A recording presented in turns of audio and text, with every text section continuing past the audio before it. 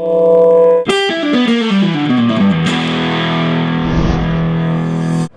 this is Alex Skolnick, and we're hanging at the NAMM 2014 with Dangerous Guitar.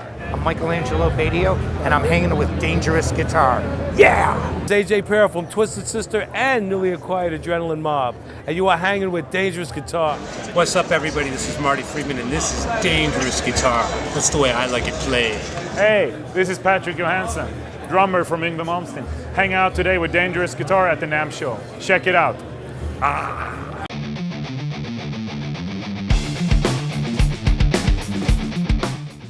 Hey, it's George Lynch. We're hanging out at NAMM 2014 in Anaheim, California. Beautiful weather here, it's unbelievable. We're with Dangerous Guitar, and we're going to be taking a tour of the NAMM convention and checking out some booths and some manufacturers, endorsers, gear, amps, pedals, whatever we run into. Give you kind of an overview of what it's like to be at NAMM, and follow me inside and we'll see what happens.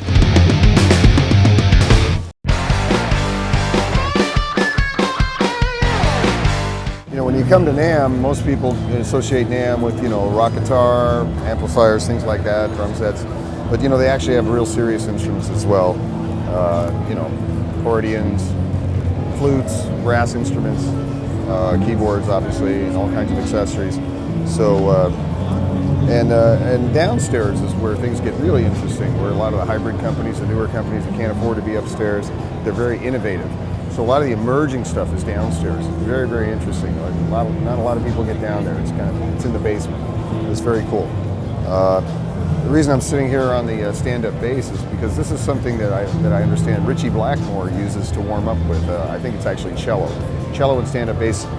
Blackmore uses it to strengthen his hands, which obviously works. And it's actually a good idea because I do something similar to that, where I play an acoustic guitar tuned up to F with heavy gauge strings on it when I warm up.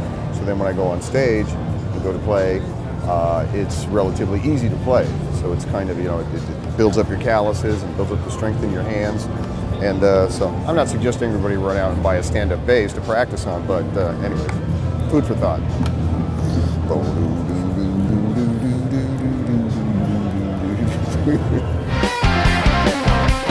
The problem with NAMM is you want to stop at every booth because you're just seeing all this stuff. You want to try everything, And back in the early days, I was able to do that. I wasn't having to stop and sign autographs every 5 seconds. But nowadays it's much more difficult for me to enjoy the show because I'm working and I can't stop and really explore all the new equipment out there. I mean, we're coming up. There's some orange amps over here. There's some good cells.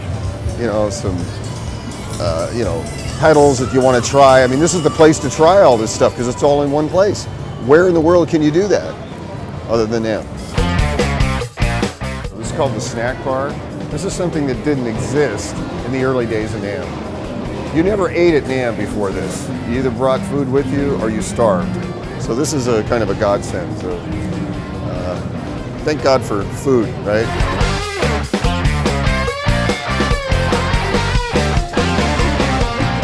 Hi, we're at the Floyd Rose booth. Floyd changed everything for rock and roll guitar and tremolo systems. He started out in his home shop, machining things, at home, beautifully built, overbuilt, and the system that kept, which is a real problem for guitar players, keeping floating tremolos and locked tremolos in tune. I mean, before Floyd, I mean, it was just a real challenge. We tried things like lead pencil in the nuts and greasing things up and balancing things, but nothing ever worked perfectly.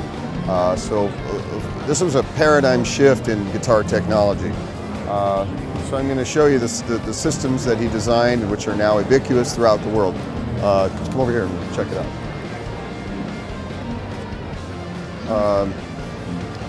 And I know you guys understand how Floyd's work, but this is the gold standard right here. These are beautiful. These are copper finished Floyds. I put these on my own guitars that I build, Mr. Scary Guitars. Some of the upgrades that I endorse are the titanium inserts, the stainless steel hardware, and the bell brass massive block sustain blocks. which I incorporate into the guitars that I build as well. And they really make a difference for all kinds of reasons, which we won't get into right now. But this is you know, a standard technology that's also emerging at the same time. And, Floyd Rose did us all an incredible service by developing and designing this product that helps us make better music.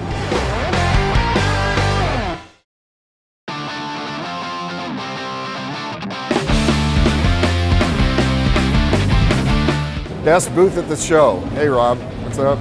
Good to see you, man. This is just beautiful. It's like being in an old barn in the Southwest, right? Yeah. And okay, so this is what caught my attention.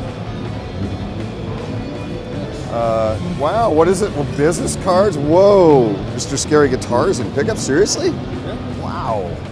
And we keep them behind these glass cases here so nobody steals them, because they're in such high demand that people will just, you know, pick them up and walk away with them. It's very valuable.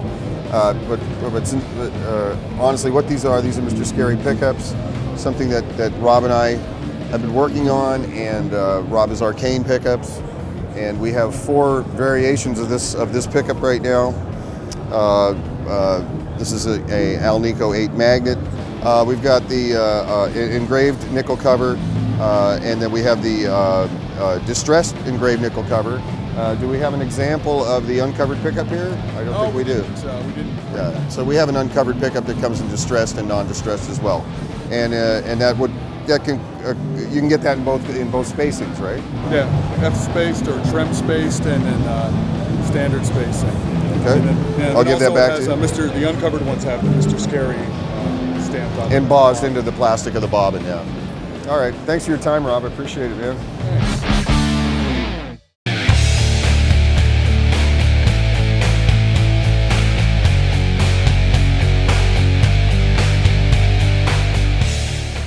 Celestion, you know, 90 years of speakers. They're these gold standard and default speaker for rock guitar, obviously. You got all these speakers, whatever. Okay, but then you've got the speaker right here. Okay, so this is the Lynch Pack, it's essentially a greenback, a little more clarity on the top end, and power handling capabilities. And it's in a place of honor, of course, right next to Eddie's speaker. Pretty awesome, which is just a modified Heritage. I think the only modification is actually the label, but you know, Heritage is a great speaker as well. These are 2 of my favorite speakers for my applications in the Celestion line, but they make great speakers. Dude, without this, you wouldn't get anywhere in NAMM. Well, there's the NAMM app. Okay, but that's for young people.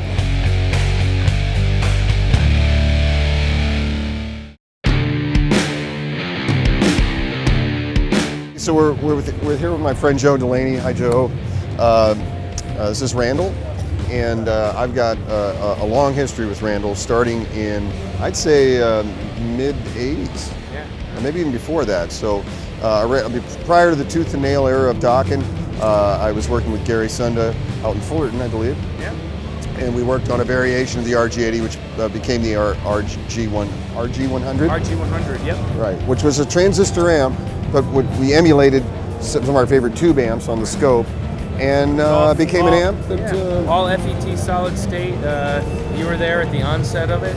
Then, like, the RG100 became kind of famous. I mean, you were using Dimebag. You were using it, and then there's like it was the amp in Dime's rig, and a lot of other people. And can I make it a confession? What? When I had 15 cabinets of Marshalls on stage, at one point on my Dokken tours, and I'm not lying about this, I had an RG80, an older RG80, on a chair with a mic on it, and that was my only amp on stage.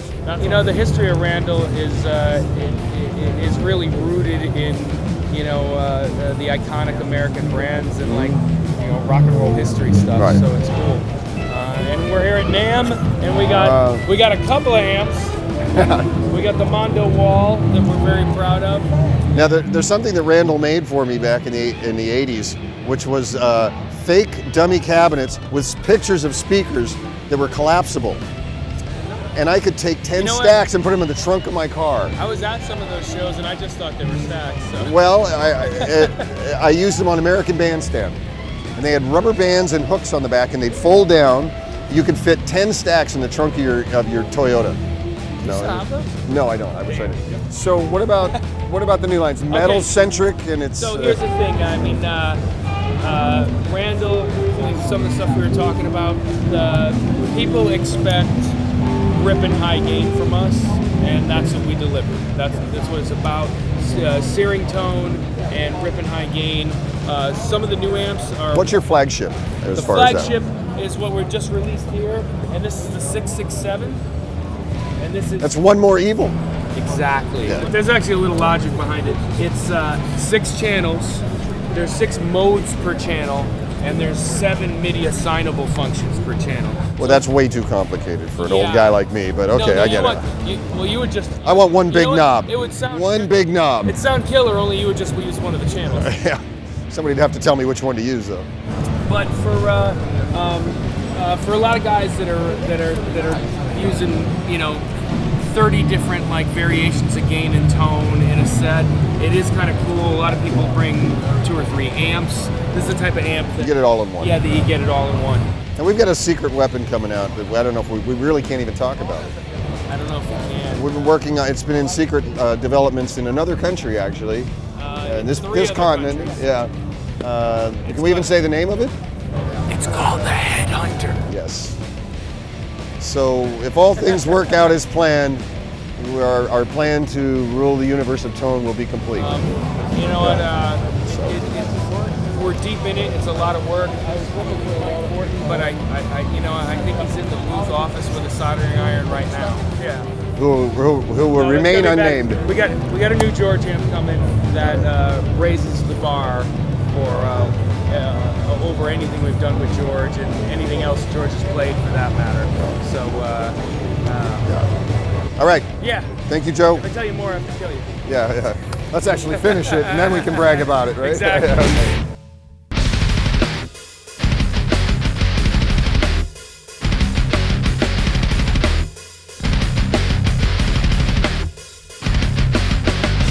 Here's one of the perks of being in a semi-celebrity in a rock band at the NAMM show. You get free stuff. So Randall was nice enough to gift me this double gig bag, which is essential on the road, because what I have to do is I have to carry 2 guitars with me. I can't check them in the airport. I have to carry them on the plane. This is what I use. I put my Tiger in here and my backup. And my last one, it just got beat up from world touring, and they just handed me a new one. Didn't have to pay for it. It's kind of ironic that the guys that can afford to buy equipment sometimes don't have to. It's just kind of backwards, right? Okay, let's move on. I have this way of negotiating my way through NAMM, this crowd.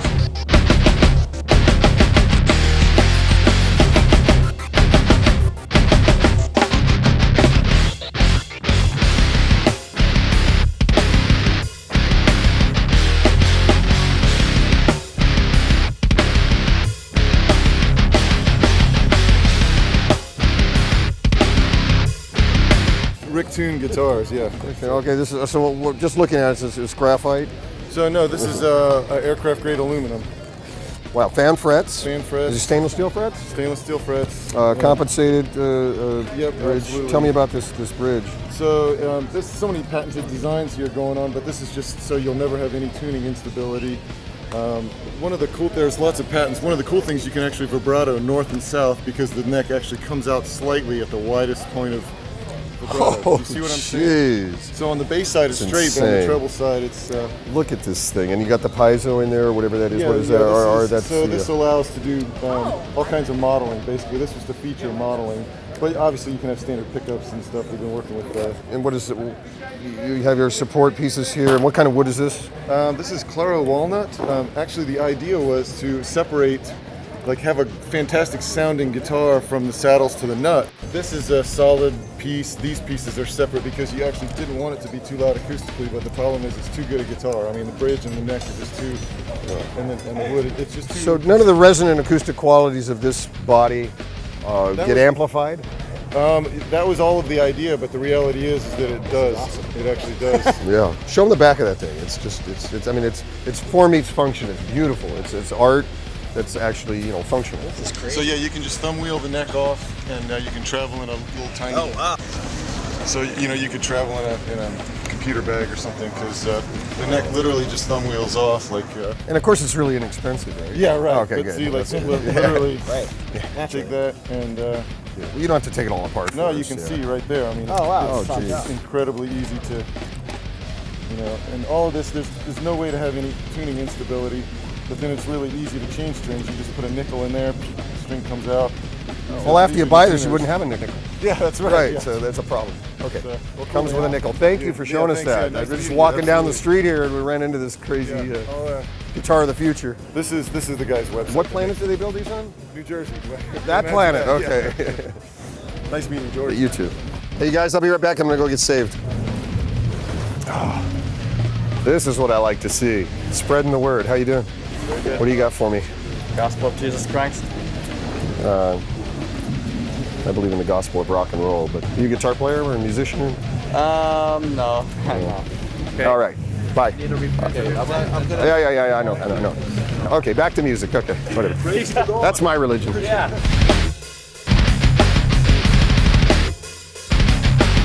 Okay, we're gonna go up to ESP. How do we get to ESP?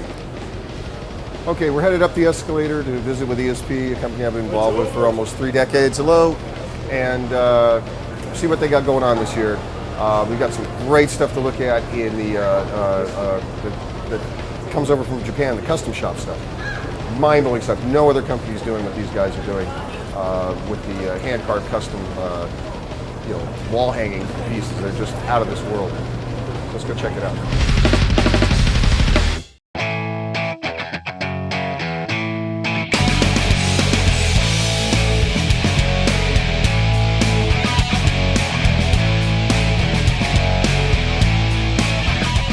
I'm here with Jeff Moore. Hi, Jeff. George, good to Vice see you, mate. President. Right on. I think you're Vice President, right? I've been called worse. Yeah, you're just one step away from the top. One step You're almost away. there, dude. Almost. Okay. Vice President of ESP. What does that mean? Nothing. You don't have to work, right? Oh, George. Yeah. So talk about NAMM Show 2014 and plans for ESP in the coming year. Yeah. Well. Wow. It's been a lot of work getting to NAMM. What an exciting year it's been. We've worked so hard. There's so much to talk about. ESP USA. Basically, we're making production model products. We're taking our top 3 SKUs, body shapes, Eclipse, Horizon, and M3. We're offering them in different finishes, and but a customer can't call up and go, "I want a carved 3-dimensional dragon with laser beam eyeballs." No, the Japan custom shop will continue to do custom quotes and that kind of thing. We're basically just doing, handmade, priceless products that are really hand-built. We're limited to about 16 guitars a month, so it's not going to be high capacity at first. And the result is inside, and it's been pretty good. I'm excited about that because I'm a personal fan of the idea of having a guitar company have a custom shop, much like an auto company, who roll out prototypes and a lot of the features on these, unattainable products filter down into the product line eventually, trickle down. I should Exactly. say. And I think that drives interest too, because you see a guitar like this. Okay, nobody's going to buy this guitar. You can't afford that guitar. Right. And maybe there's things about it, not that one in particular, but there's things about something like that that'll filter down into the lower product line that makes them better guitars. It gives a company a way to evolve.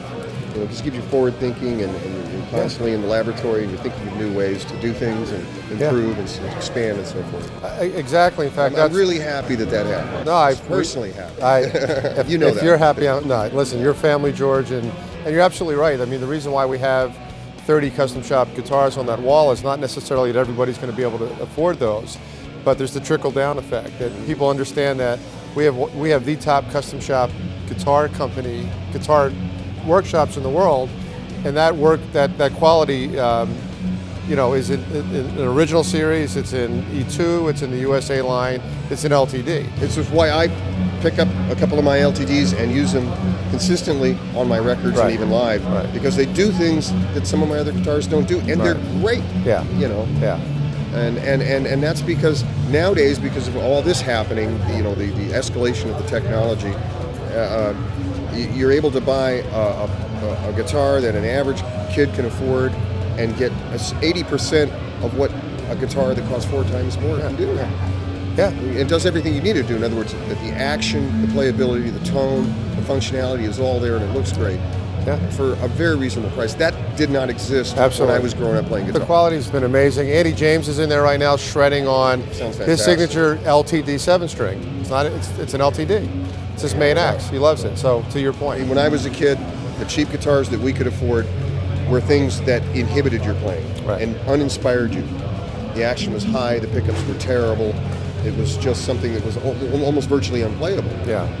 It was hard to play. Right. So, and when you're trying to learn to play, it was like, I don't want to do this. It hurts, Right. and it's no fun, and it doesn't Right. sound good. Right. That doesn't happen anymore, and that's That's a huge leap. All right. Right. Thank you All very right. Hey, much. thanks, for man. spending time. Always good to hang with you, man. And end of the NAMM show. Yay! Yeah, man, we get to right on. skate NAMM. See you in 2015.